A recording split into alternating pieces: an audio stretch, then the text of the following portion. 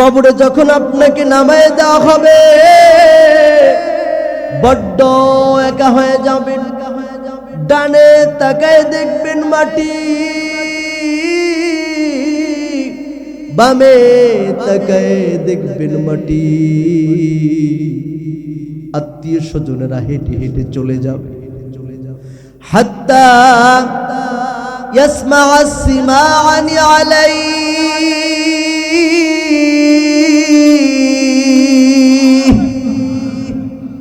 পায়ের আওয়াজগুলো শুনতে পারবেন।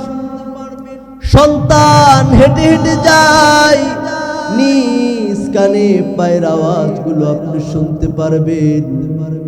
প্রিয় মানুষগুলো হেঁটে হেঁটে যায়, পায়ের আওয়াজগুলো শুনতে পারবেন। শত চেষ্টা করেও আপনি তাদেরকে আটকাইতে পারবেন না।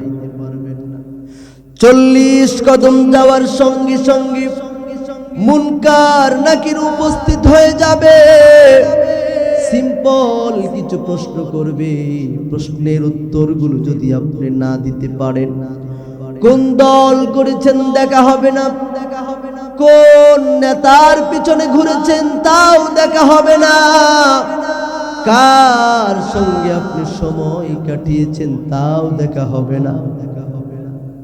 ফায়াদরিবুহু দারবাতাম বিল হাদীদ,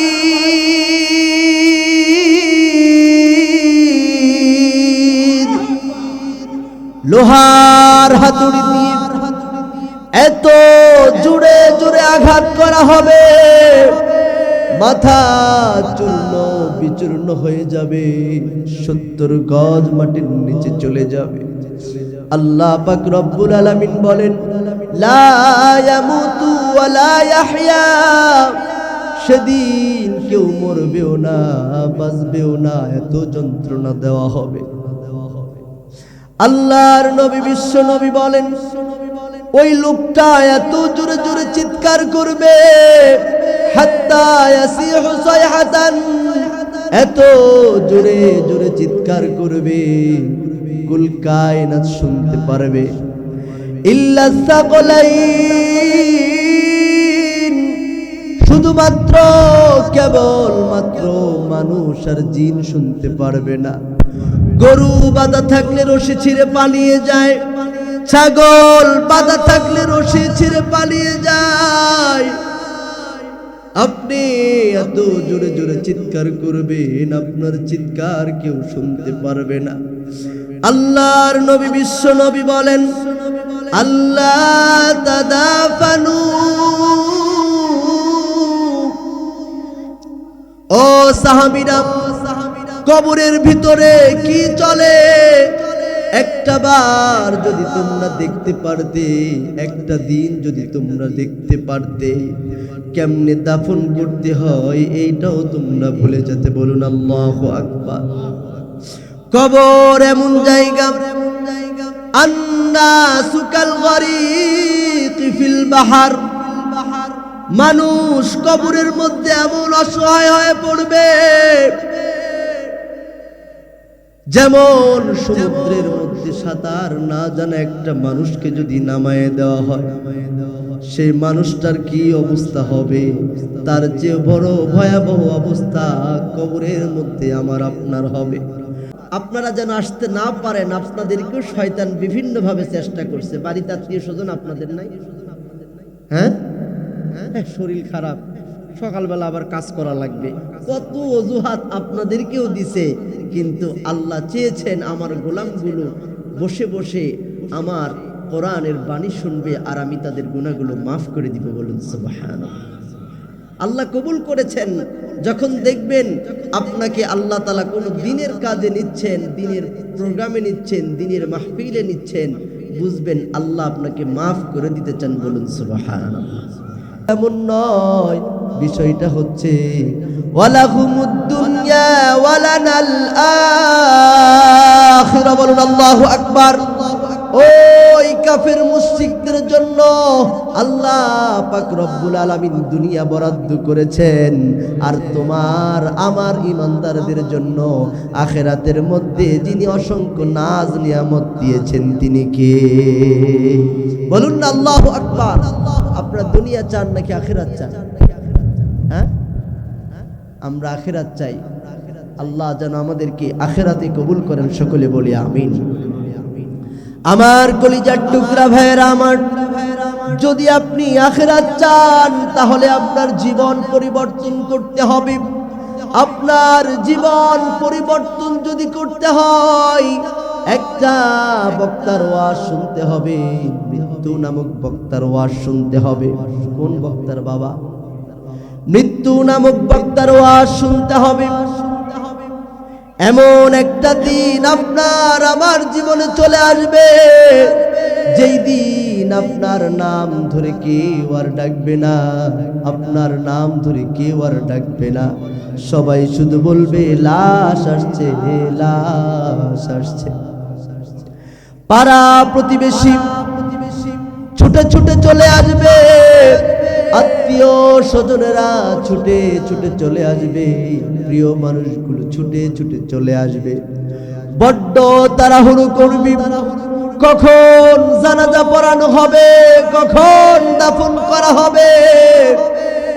আল্লাহর নবী, বিশ্ব নবী লাশ সামনে নিয়ে সাহাবীদেরকে বললেন, সাল্লু ক্বাবলা আন তুসাল্লা আলাইহি, নামাজ পড়ো, নামাজ পড়ো। ফজর পড়েছেন ইমামের পিছনে, জোহর পড়েছেন ইমামের পিছনে, মাগরিব এশা পড়েছেন ইমামের পিছনে, জুমা কিংবা ঈদের নামাজটাও পড়েছেন ইমামের পিছনে। জীবনে এমন একটা নামাজ দাঁড়িয়ে যাবে, শত চেষ্টা করেও আপনি ইমামের পিছনে আর দাঁড়াইতে পারবেন না। ইমামের সামনে আপনাকে শোয়াই দেওয়া হবে। কবরে যখন আপনাকে নামায় দেওয়া হবে, বড্ড একা হয়ে যাবেন। ডানে তাকায় দেখবেন মাটি, বামে তাকায় দেখবেন মাটি। আত্মীয় স্বজনেরা হেঁটে হেঁটে চলে যাবে, হাত্তা ইয়াসমা আসমাআনি আলাইহি,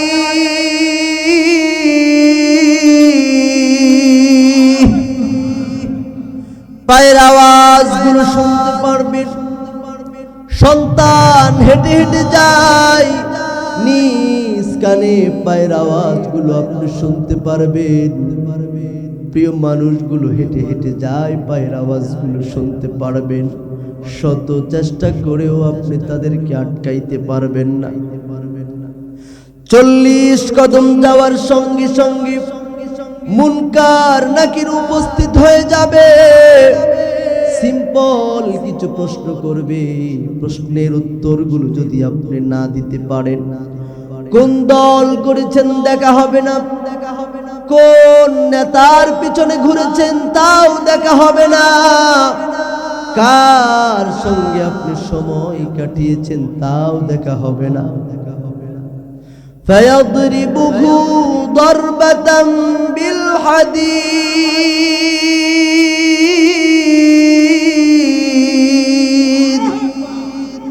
লোহার হাতুড়ি দিয়ে এত জোরে জোরে আঘাত করা হবে, মাথা চূর্ণ বিচূর্ণ হয়ে যাবে, 70 গজ মাটির নিচে চলে যাবে। আল্লাহ পাক রব্বুল আলামিন বলেন, লা ইয়ামুতু ওয়া লা ইয়াহইয়া, সেদিন কেউ মরবেও না বাঁচবেও না, এত যন্ত্রণা দেওয়া হবে।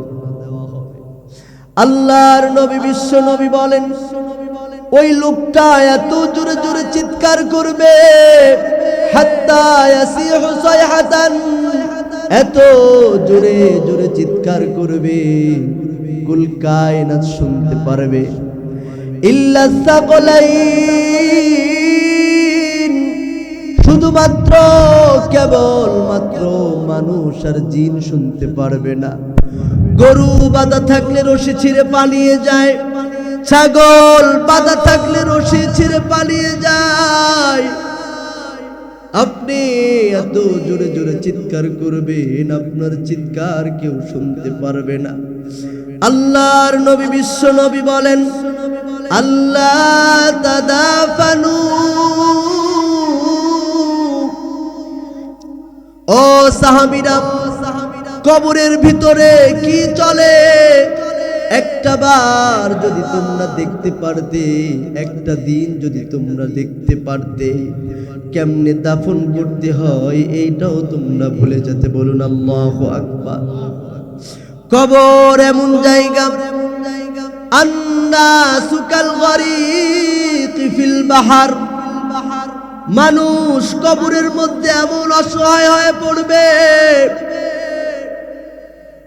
যেমন সমুদ্রের মধ্যে সাঁতার না জানা একটা মানুষকে যদি নামায়ে দেওয়া হয়, সেই মানুষটার কি অবস্থা হবে, তার চেয়ে বড় ভয়াবহ অবস্থা কবরের মধ্যে আমার আপনার হবে। কবি বড় চমৎকার করে বলেন, আল মাউতু কাসুন কুল্লু নাসিন শারিবুন, আল কবরু বাইতুন কুল্লু নাসিন দাখিলুন। মৃত্যু এমন একটি পাত্রের নাম, যে পাত্র থেকে সবাইকে পান করতে হয়। কবর এমন একটি ঘরের নাম, যেই ঘরে সবাইকে প্রবেশ করতে হয়। আল্লাহর নবী বিশ্ব নবী সাহাবীদের সাথে হাঁটছেন, হঠাৎ করে তিনি চিৎকার মেরে বেড়ে উঠলেন, আল্লাহু আকবার। বলেন আল্লাহু আকবার। সাহাবায়ে কেরাম ডাক দিয়ে বললেন, আমরা সঙ্গে সঙ্গে বললাম আল্লাহু আকবার। কিছুক্ষণ পরে আল্লাহর নবী বিশ্ব নবী চিৎকার মেরে বলে উঠলেন, ইয়া সুবহানাল্লাহ।